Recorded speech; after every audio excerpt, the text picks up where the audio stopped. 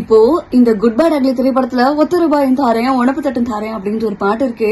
இந்த உணப்பு தட்டுனா என்னன்னு தெரியுமா? சின்ன வயசுல நான் கூட ஏதோ சாப்பிடுற தட்டுன்னு நினைச்சேன். ஆனா இந்த உணப்பு தட்டு அப்படின்றது நம்ம தமிழ் சினிமால நிறைய பாடல்கள்ல ரெஃபரன்ஸா வச்சிருக்காங்க. இந்த நாட்டுப்புற பாட்டுல வரக்கூடிய இந்த ₹1 தாரேன் உணப்பு தட்டும் தாரேன் இந்த பாட்டா இருக்கட்டும், சின்ன ஜமீன் அப்படின்ற திரைப்படத்துல நடிகை சுகன்யா நடிகர் கார்த்திக் அவர்களை துரத்தி உணப்பு தட்டு புல்லாக்கு தாரே மூக்குல மாட்டிக்கிறியா காதுல மாட்டிக்கிறியான்னு கிண்டல் பண்ற ஒரு பாட்டு இருக்கும். அதுலயும் வந்திருக்கு. ஆக்சுவலா இந்த உணப்பு தட்டுனா என்ன நிறைய பேருக்கு தெரிஞ்சிருக்கலாம், இல்ல தெரியாமையும் இருக்கலாம். தெரியாதவங்க தெரிஞ்சுக்கோங்க.